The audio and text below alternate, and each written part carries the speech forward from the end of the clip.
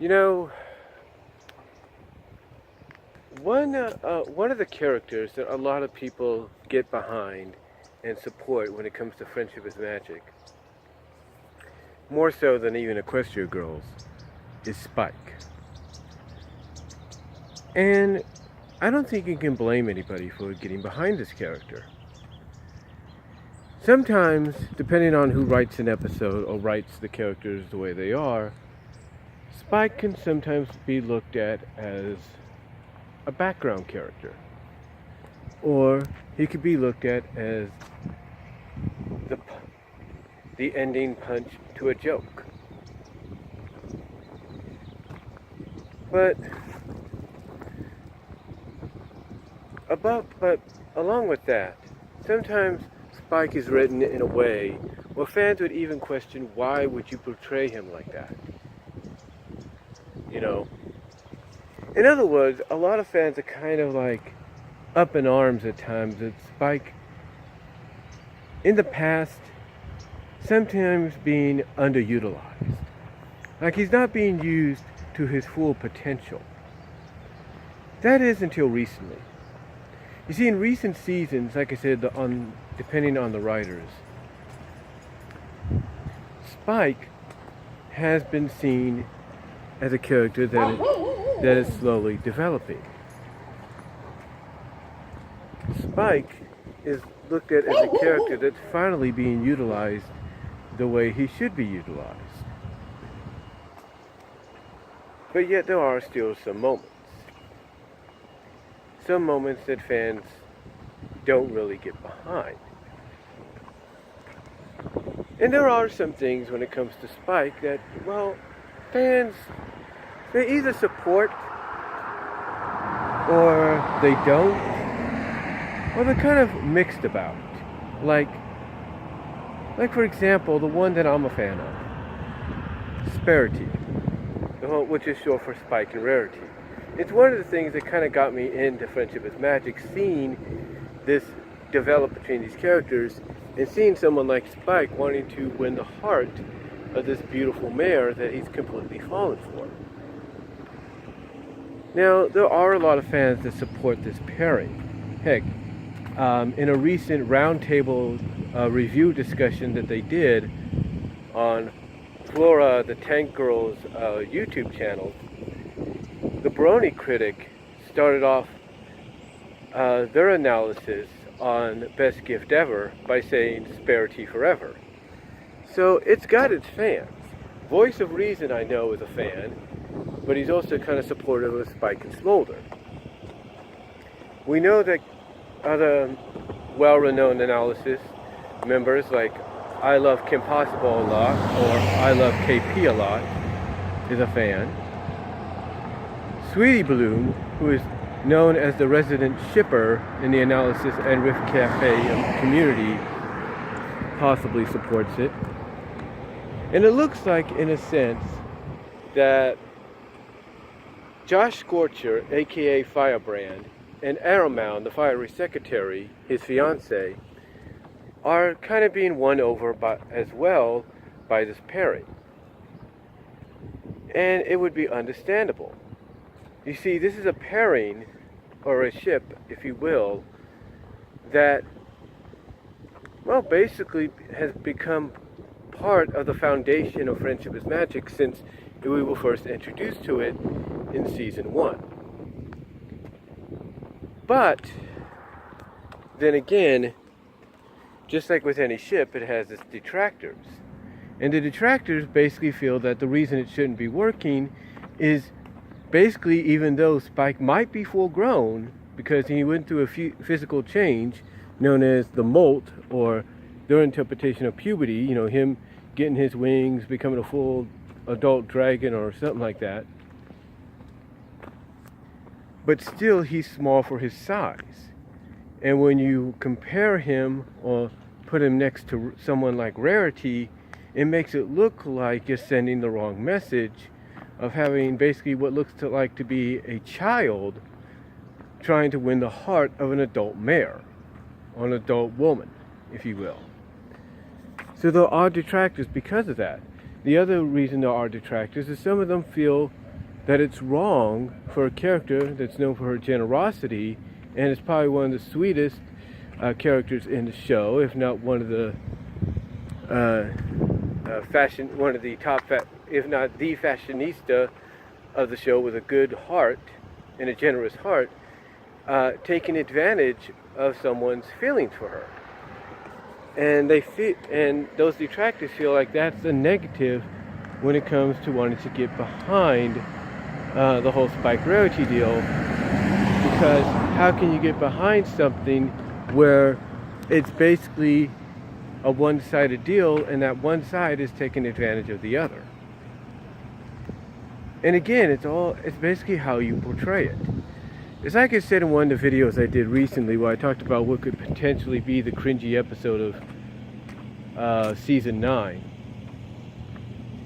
And I basically said that the episode I think that could be the cringy one could be an episode that focuses on Spike and Rarity and their relationship, and does bring into question why Spike allows Rarity to take advantage of him when she should know he has feelings for her, and someone that should know this, and it's basically the element of generosity, shouldn't be pulling this. What I said there is, I believe the cringiness that could come from an episode like that focuses on it, is how Spike in the end basically says he knows, and he's okay with it, because the more she uses him to help her out, the more it allows him opportunity to be closer to her every time. In other words, in his own unique way, the closer he is to Rarity with some of the things she has him do, even if it looks like he's being taken advantage of, the stronger it makes his chance to really, lock in this relationship, lock this relationship down and make it more believable and stuff. So, again, it's how you interpret it. And if that becomes the cringy episode of season 9, where this gets addressed in, possibly, then, well, there you go. It'll basically back up the fact that Spike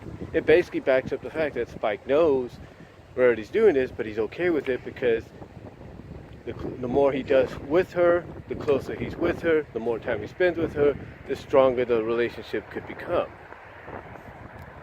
But it's not just, Spike and Rarity either. It's not just a situation with Spike's relationship with Rarity.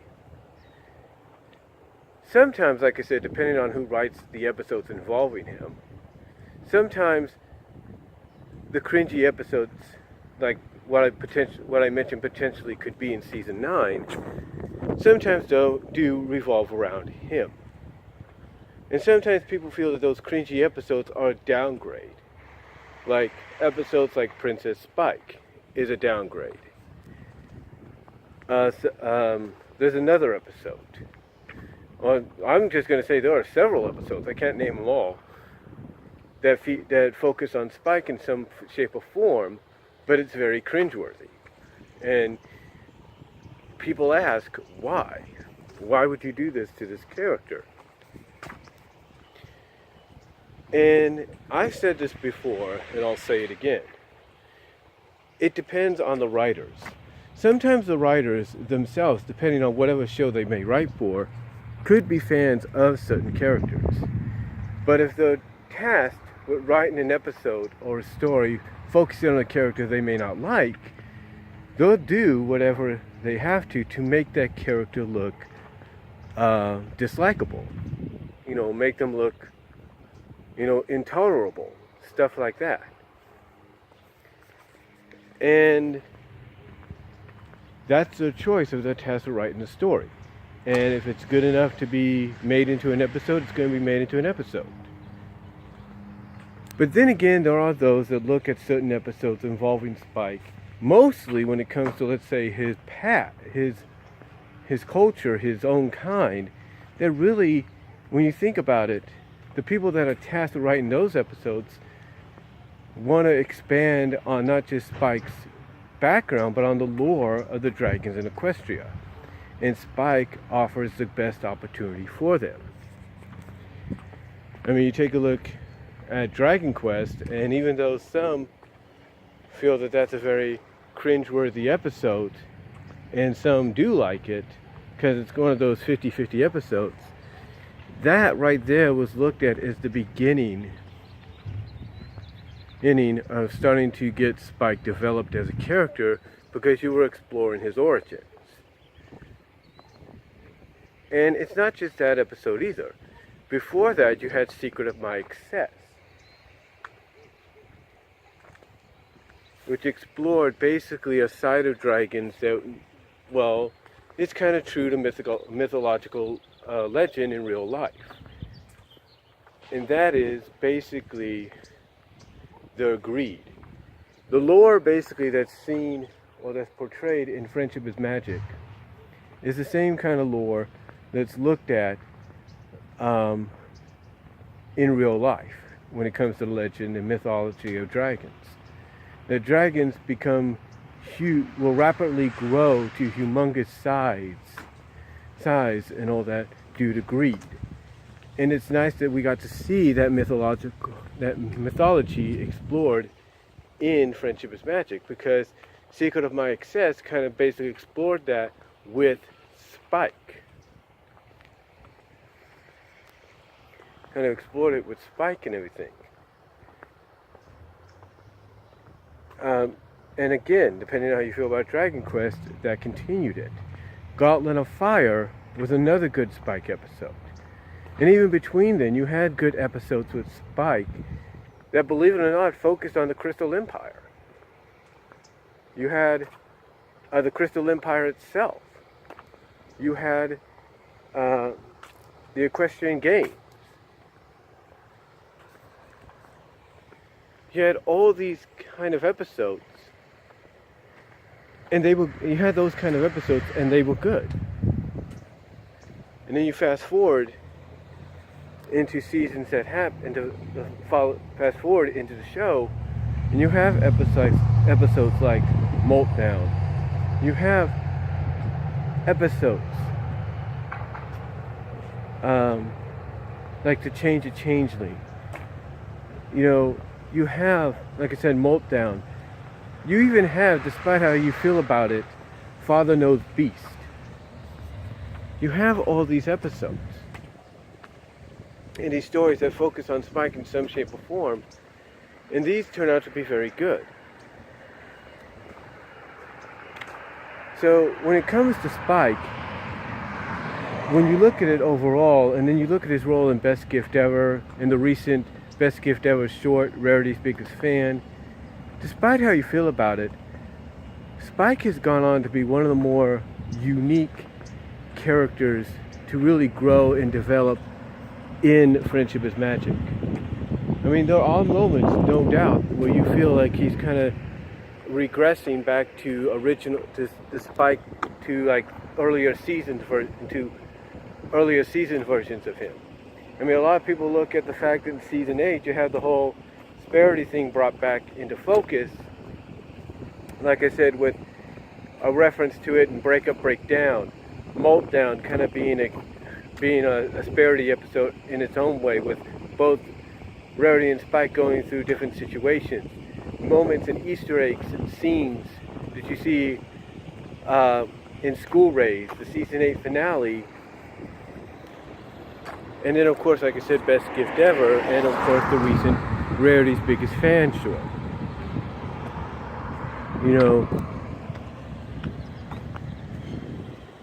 You may look at that as a regression to him going back to a regression back to earlier Spike, but I don't think it is. I think in the long run, what we got right now, the dragon known as Spike that we got now, is a hybrid of everything we may have loved and we didn't love. It's a hybrid of the best qualities and maybe not the so much best qualities. And the way it's being portrayed, in a sense, the thing with Rarity seems to be more, in my opinion, believable ever since Best Gift Ever, than I think it's ever been. I mean, you could take what's happened in the past and say, yeah, it's cute and adorable and all that, but that's just like portraying a childhood crush. I've never once, as far as I know, seen a movie, seen an episode of a show, read a book, read a comic, wherever, where the childhood crush goes out of the way, to not only wanting to get that special someone that they care about a gift for either their birthday, Valentine's Day, Christmas, whatever. But never once have I seen them go as far as with the ending result being them singing a song to that special someone. And not just singing a song, but basically a love song. Basically serenading them. And not just doing all that, but doing it in front of family and friends. Like Spike did. Never once have I ever seen that. And that's why when you take a look at his deal with Rarity now, it seems more believable than in the previous earlier seasons. So to me, when I look at Spike as a character and everything that I've mentioned and anything else people have mentioned, I look at a character that's a hybrid of all the best qualities and even some of the worst qualities. Because whether or not you like how he kind of made that trade with Fluttershy and Best Gift Ever, that's one of his dragon qualities, and that's what I said by a hybrid. It's basically looked at as one of the worst qualities he has, but that's basically because it's part of his dragon culture. So, again, you get the best, if not the worst, of both worlds. You know, him saying what he didn't mean to say to Twilight, and then apologizing for it.